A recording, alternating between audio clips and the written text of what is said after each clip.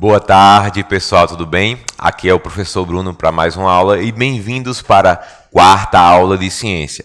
Pessoal, antes de assistir essa aula, é necessário que vocês relembrem um pouco sobre o conteúdo da aula passada, certo? Então, se vocês não se lembrem de nada, então pausem um pouquinho e vão assistir a aula passada, que foi a aula 3, sobre teorias da evolução, em que a gente aprendeu um pouco sobre as teorias que elas foram evoluindo com o tempo, que tentavam explicar como surgiu toda a biodiversidade do planeta Terra. Tá bem? A gente viu um pouco sobre a teoria de Lamarck e a teoria de Darwin, né? Lamarck foi um dos primeiros a trazer essa ideia de teoria da evolução, em que as espécies se modificavam com o tempo e essas modificações iam passando para os seus descendentes.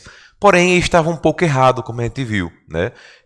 Não tinha chegado lá ainda. Aí veio outro carinha chamado de Darwin, que veio completar, né, justamente a teoria dele que a ciência aceita hoje, a teoria da evolução, certo? Da seleção natural. Mas como a gente não aprendeu tanto, não aprofundou tanto sobre a seleção natural na aula passada, essa aula é especialmente para isso. Então vamos aprender o que seria essa seleção natural que Darwin, né, usou para tentar explicar a biodiversidade da Terra, o surgimento dessas espécies de quantidade gigantesca que tem aqui no mundo, tá bem? Então vamos lá. Vejam, pessoal. Vocês podem ver aí o mapa do Brasil, tá bem? O mapa do Brasil, pessoal, é gigantesco. Nele, né, vão ter vários tipos de plantas, vários tipos de animais e uma biodiversidade gigantesca. Se lembre que biodiversidade são várias espécies, tá bem? Então, imaginem, pessoal, que chega um extraterrestre aqui no Brasil, tá bem? Ele vai mais especificamente lá para Caatinga, que é a nossa região aqui, né? Nosso bioma. E aqui, né, ele se depara, né, pela primeira vez com espécies bonitas, né, diferentes, né? E você tenta imaginar o estranho ele achar essa biodiversidade gigantesca que tem aqui. A gente não acha porque a gente já está acostumado. Mas quem vem de fora, tá bem? Vem de outro país ou até de outro planeta, tá bem? Iria ser extremamente diferenciado e até animais extremamente diferentes e estranhos, ok? Aqui no Brasil, pessoal, além de ser gigantesco em relação a tamanho, também é onde está concentrado uma das maiores biodiversidades do planeta, certo? De plantas, de pássaros, de mamíferos, enfim. Ok? E uma situação em especial é a Caatinga, que é um bioma que tem no Brasil, que está localizado aí na parte nordeste e que Pernambuco faz parte desse tipo de bioma, ok? Então, como vocês podem ver aí, ó, o mapa do Brasil, essa região que está alaranjada, né, é a região onde tem o bioma da Caatinga, que é um conjunto de características, tipos diferentes de plantas, de climas, de animais, tudo isso aí faz a Caatinga, tá bem? E pessoal, a Caatinga é um bioma que é bem específico só do Brasil, certo? Tudo que existe nele geralmente é encontrado só no Brasil, nessa região, ok? E nosso estado de Pernambuco é onde está uma das maiores concentrações aí da Caatinga. Vamos dar um zoom maior nisso aí, ok?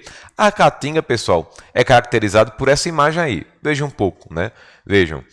Com certeza vocês estão mais familiarizados com isso, porque isso é o que está ao redor de Riacho, né? A nossa região tem essa aparência aí, né? Então, uma região com solo mais arenoso, com plantas secas, né? Muitos cactos, um clima quente, né? Com muito tempo sem chover. Então, isso aí é uma das características principais da Caatinga. E ela é bem interessante, pessoal, porque tem muitas espécies que só são encontradas nelas, ok? Uma delas, né, que com certeza vocês já devem ouvido falar, né, que tem até um grupo musical que tem esse nome, que é o mandacaru. Né? O mandacaru, pessoal, é um tipo de espécie de ser vivo, uma planta que tem na nossa região da Caatinga, que vocês podem ver tanto na imagem esquerda como direita, né, que ela tem aí uma aparência e algumas coisas peculiares, como, por exemplo, ela não tem a presença de folhas, certo? Elas vão ter espinhos que vão ajudar ela a se proteger. Ela também tem outra coisa peculiar, que são essas flores aí, que é a flor de mandacaru, né, que ela é muito bonita, e geralmente ela só vai se desabrochar durante a noite, tá bem? Vai começar a desabrochar durante a noite. Pessoal, o mandacaru, né, é uma espécie bem peculiar do Nordeste, como todas as outras, mas você já parou para pensar, né, o que os animais têm que ter para poder sobreviver a essas condições que a Caatinga tem, que o Nordeste tem, como por exemplo a falta de água, certo? O clima muito quente, né? Pouco acesso a recursos. O que danado esses animais têm que ter para sobreviver a essas condições bem extremas, tá bem? Então, pessoal, que características os seres vivos da Caatinga, né, permitem viver nesse local? O mandacaru é só uma espécie que vive aqui. Não sei se vocês se lembram, mas na aula passada eu mostrei algumas, como a asa branca, tatu, sagui, outras espécies que vivem na nossa região. Mas o que danado elas têm que ter, certo? Para poder sobreviver na Caatinga. Que adaptações ela tem que ter para sobreviver aqui? E como danado essas adaptações foram parar lá? Então é isso que a gente vai ver, ok? Então, pessoal, no caso do mandacaru, eles vão ter algumas coisas, algumas características que vai permitir ele sobreviver nesse clima, né, extremo que nós vivemos, tá bem? Uma delas é que eles têm a capacidade de captar e guardar água, tá bem? Diferente das outras plantas. Ele consegue guardar bastante água e captar bastante água também. Isso permite com que ele consiga sobreviver a longos períodos de seca. Outra característica, outra coisa que permite ele viver é justamente que eles têm espinhos, tá bem? Espinhos que vão defender ele de outros animais, porque como eles conseguem guardar água, outros animais que também estão com sede vão em busca de água. E para ele se defender, esses espinhos aí vai ser necessários também para essa planta poder sobreviver. Outra coisa é que essa planta, certo, é protegida com uma camada, certo, que faz com que ela não perda água suando com facilidade. Então vejam que são três coisas aí, entre outras, que vão ajudar ela a sobreviver a esse clima extremo, tá certo? Os outros animais também vão ter suas características que vão ajudar a ele sobreviver, certo? Mas como essas plantas, como esses animais tiveram isso? Como eles conseguiram ter isso, essas características que ajudam ele a sobreviver? É aí, pessoal, que vem a questão da seleção natural de Darwin, né? Em quem se lembrem, ele acreditava o quê, pessoal? Que, vejam, imagine os animais, eles se reproduzem muito, certo? E geralmente, só quem consegue chegar na vida adulta é aquele que geralmente tem alguma coisa que ajuda ele a sobreviver. Essas coisas que ajudam ele a sobreviver, como o do mandacaru, essas três coisas aí, geralmente são passadas para os seus descendentes. Então acreditou que se um animal ou um ser vivo consegue chegar à fase adulta, ficar adulto, é porque tem alguma coisa que ajudou a ele a sobreviver às dificuldades da vida. E Darwin acreditava que essas coisas que ajudavam a sobreviver poderiam acontecer de forma aleatória. Tinha um animal lá, nascia um filho dele, certo? E esse filho nasceu com alguma modificação que poderia ajudar ele a sobreviver ou poderia atrapalhar.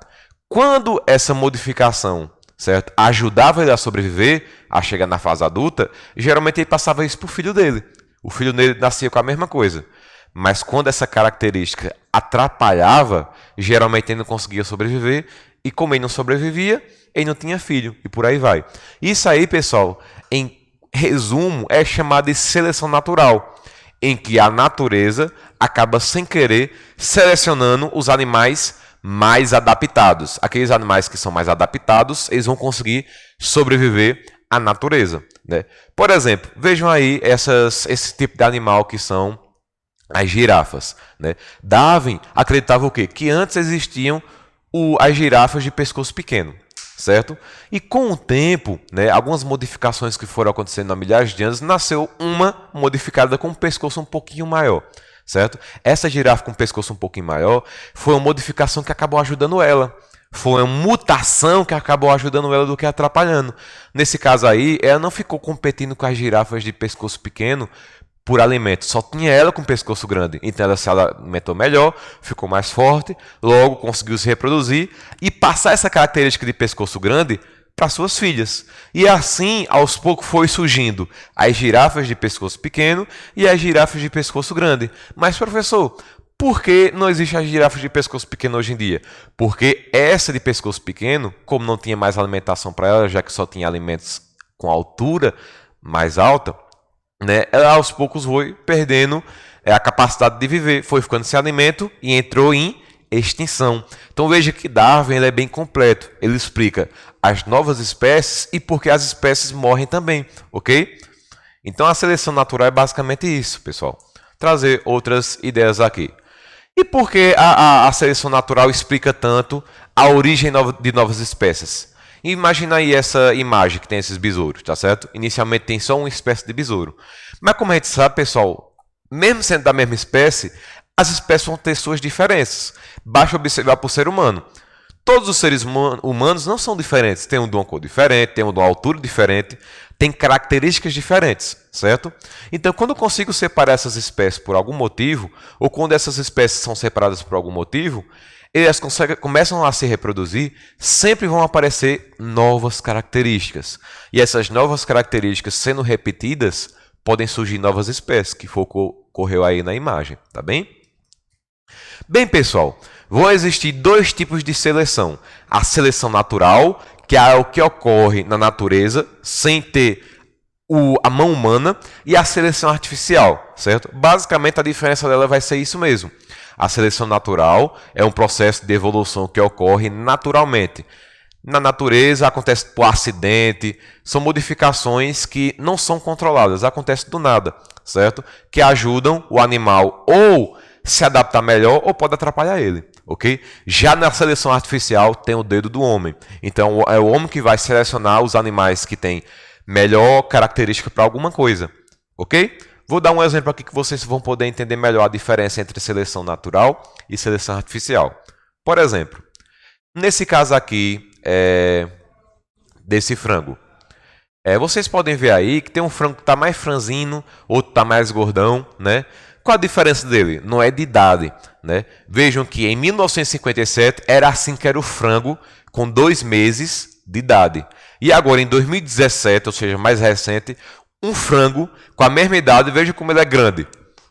Algumas pessoas já devem ter falado assim, é porque o pessoal usa muito hormônio para ele crescer. Veja que frango bombado, né? Então vejam, pessoal, o frango ser desse tamanho não é porque usa hormônio, certo? Isso aí tem o dedo humano, tem a ver com seleção artificial, certo? Ou seja, vem a teoria de Darwin para explicar por que isso aí aconteceu. Então, não é que usou hormônios para que os frangos cresçam mais rápido em pouco tempo. Porque se a gente for comparar aí, um frango de 1957 é muito magrinho, muito franzino. Ele deve ter aí mais ou menos 1 kg, 2 kg. Já esse frango que é mais recente, ele pode alcançar até 4 kg, tá bem? Então vejam, por que ele é tão grande em comparação ao outro, já que ele é da mesma espécie? Porque, pessoal, nesse caso aí, com o tempo, com alguns anos, né, a população do mundo foi crescendo.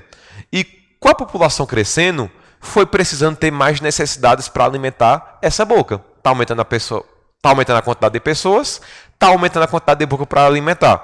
Logo, cada vez mais a população foi procurando os melhores alimentos, o melhor tipo de boi para poder criar, que dava mais carne, o melhor tipo de milho, que dava mais quantidade de milho, o melhor tipo de alimento para poder conseguir alimentar o máximo de pessoas possíveis. Nesse caso aí, o frango foi um deles, certo? Então, cada vez mais na seleção artificial, as pessoas foram selecionando os frangos que tinham, por exemplo, o peito maior. E selecionando os frangos que tinham o peito maior, os filhos deles também iriam ter o peito maior. Então, ia passando sempre para os seus descendentes as características de tamanho maior. Para ficar mais claro para vocês, vamos pegar um exemplo do ser humano. Imagina assim que tem uma pessoa alta e uma pessoa baixa, certo? A pessoa alta vai ter um filho com outra pessoa alta também. Então, geralmente, o filho dela vai herdar essa característica de ser alta. Se o filho dela, que é alto, começar também a se reproduzir com uma pessoa que também é alta, o filho também provavelmente vai ser alto, ok? A mesma coisa é com uma pessoa baixa. Uma pessoa que é baixa, de baixa estatura, namorar com uma pessoa e se reproduzir com ela e ter um filho, provavelmente também o filho vai ter uma estatura baixa e por aí vai, certo? Então, quando você seleciona 2 seres vivos que têm características parecidas, geralmente ele vai nascer com aquilo também, ok? Então, isso aí é seleção artificial. Quando o ser humano, seleciona as melhores características em que vão estar presentes daquele ser vivo. Tudo bem, pessoal? Então, bem, pessoal, essa foi a aula de hoje. Espero que vocês tenham entendido o que é seleção natural e tenham visto que tem a seleção natural e artificial. E qualquer dúvida, peçam a ajuda do professor de vocês, porque esse assunto é bem confuso e bem complicado. Tudo bem, pessoal? Então, até a próxima aula.